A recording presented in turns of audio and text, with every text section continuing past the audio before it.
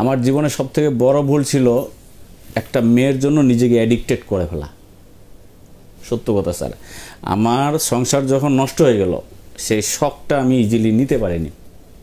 তখন আমি আমার এলাকার যে কিছু বন্ধুবান্ধব আছে তাদের পাল্লায় পড়ে আমি প্রায় মানে কর্মের পাশাপাশি 1-1.5 বছর অ্যাডিক্টেড ছিলাম। ও মাই গড, কি খাইতেন?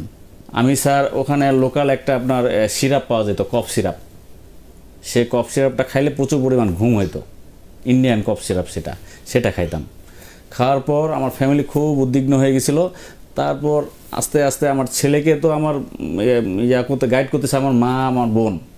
আমার ছেলের প্রতি দেখতে দেখতে আমার বাবা একদিন আসে আমাকে বললো যে তোর ছেলের মাথায় হাত দিয়ে বল যে তুই এগুলা আর ছুঁইবি না। আমি বললাম আমার ছেলের মাথায় হাত দিতে হবে না, আমি তোমাদেরকে কথা দিলাম আমি ছুঁইব না। সারা রাত রিয়ালাইজ করছি আমার বাবা ফজর পর্যন্ত আমার বাবা মা আমার পাশে ছিল। তোবা করছি, সব তোবা করে দিছি। একেবারে তোবা করে দেওয়ার পর মনে করেন লাইফ স্টাইলটা আরও চেঞ্জ হওয়া শুরু করে দিল। তার মানে কি দাঁড়ালো যে লাইফে যদি বন্ধু নির্বাচনে ভুল হয়, জি, মানে খারাপ বন্ধুরা তো যারা নেশা করে নেশার দিকে নিয়ে যাবে। জি, সো ওই বন্ধুগুলো না থাকলে হয়তো আপনি যেতেন না ওই দিকে। না, সো আসলে বন্ধু নির্বাচন, তারা যদি ভালো বন্ধু হইতো তারা কিন্তু আমাকে কখনো ওই জায়গায় নিয়ে যেত না, তারা আরও আমাকে ভালো পরামর্শ দিত যে কাজের মধ্যে বেশি করে থাক। তো তারপর থেকে স্যার আমি আসলে বন্ধু বান্ধব অনেক কমাই দিছি। 2006 সালে আমি আমার পারিবারিক সিদ্ধান্তে বিয়ে করি। 2008 সালে আমার ছেলে হয়, একমাত্র ছেলে। 2010 সালে আমার ছেলে হয়। 10 সালে ছেলে হয়। ছেলে হওয়ার 11 মাসের মাথায় আমার ওয়াইফ অন্য ফ্যামিলিতে চলে যায়। আসলে পূর্বে তার অ্যাফেয়ার ছিল, এটা আমি বিয়ের পর জানতে পারছিলাম। তো আমি আসলে ভাবতেছিলাম যে আসলে এটা তো অনেকের জীবনে ঘটে। তো যেহেতু সংসার করতেছি রানিং, সহজভাবে নিবেশে আমিও যতটুকু বোঝানোর দরকার। পরে সে যখন চলে যায়, সেপারেট হয়ে গেলাম। সেপারেট হয়ে যাওয়ার পর আনফর্চুনেটলি আমরা গত কিছুদিন ধরে কয়েকজন আপা আসছিলেন এখানে।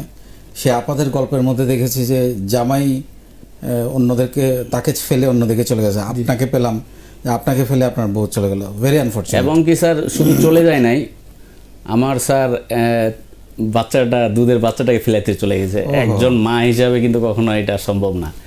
তো ওই মুহূর্তে আল্লাহর কি হুকুম, আমার মা সুস্থ ছিল, স্বাভাবিক ছিল। আমার বোন, আমার একমাত্র বোন, তারা যথেষ্ট পরিমাণে আমার ছেলেকে নিজের সন্তানের মতো এখনও মানুষ করতেছে। তো এই অবস্থাগুলো কাটার পর আমি তখন আপনার ট্রেডিশনাল মার্কেটিং থেকে ফার্মা মার্কেটে চলে আসলাম সুইচ করে।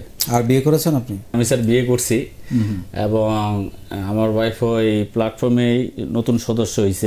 আগের থেকে ফলোয়ার। আমিও তো অষ্টম ব্যাচের এবং সে একজন সফল উদ্যোক্তা। মাশাআল্লাহ। সে ঠাকুরগাঁয়ে ছোটোখাটো একটা গরু ফার্ম করতেছে, 3 পিসের ব্যবসা করতেছে, টেইলারিং নিজে কাজ করে, পাশাপাশি কৃষি করে। ইতিপূর্বে গ্রামীণ ব্যাংকের পক্ষ থেকে ডক্টর ইউনুস স্যার সহ থাইল্যান্ডে ট্যুর করছে। আর আমার কষ্ট স্যার, সবথেকে বড় যে কষ্টটা, আমি স্যার কাঁদতে পারি না। আমি কাঁদতে পারি না 4 থেকে 5 তার একটা কি কারণ এটা যে জীবনে এত ব্যথা পেয়েছেন? না স্যার, আমার সবথেকে বড় ব্যথাটা, আমার ইতিপূর্বে জীবনটা আমার যেভাবেই যাক আমি আলহামদুলিল্লাহ বলি। সবথেকে বড় ব্যথাটা স্যার, আমার মা আমাকে ছাড়ে বড় অসময়ে চলে গেছে। কারণ আমার আম্মা খুব আশা ছিল আমাকে নিয়ে। এখন কেমন আছে আমার পা স্যার? এই যে আমার 1 ইঞ্চি শর্ট আছে বাম পা, এইটা নিয়ে আমি স্যার মুভ করি।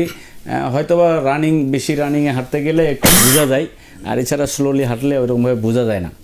তো আম্মা স্যার মানে অসময়ে চলে গেছে। যে আমার সফলতাটার একটু গল্প যদি শুনতো আম্মা, দেখে যেতে পারে। হ্যাঁ, কিংবা আমার ছোট ভাইকে নিয়ে যে স্বপ্নগুলো দেখছে সেগুলো যদি দেখে যেতে পারতো তাহলে খুব আমরা মানে অন্তত পক্ষে সান্ত্বনা দিতে পারতাম। আপনাকে আমি একটু সান্ত্বনা দেই। আমার বাবা যখন মারা যায় তখন আমি প্রচণ্ড রকম স্ট্রাগল করছিলাম আমার ক্যারিয়ার নিয়ে। ভীষণ অন্ধকার অবস্থা ছিল। চাকরি করব না ব্যবসা করব, ব্যবসা ধ্বংস হয়ে যাচ্ছে, ব্যবসাও বন্ধ হয়ে যাওয়ার উপক্রম। এরকম একটা সময় আমার বাবা মারা যায়। কিন্তু আজকে যে জায়গায় এসে দাঁড়িয়েছি, এই দৃশ্যটা কিন্তু আমার বাবা দেখতে পেল না। তো এটা নিয়ে আমাকে অনেক কষ্ট দেয় যে আমি আমার বাবার জন্য কিছুই করতে পারলাম না। কিন্তু আমার সবসময় স্বপ্ন ছিল যে বাবার জন্য অনেক কিছু করব, কিন্তু এখন হয়তো করার সামর্থ্য আছে, কিন্তু বাবা নেই। সো প্রত্যেকটা মানুষের জীবনে অনেক অতৃপ্তি থেকেই যায়। জি স্যার।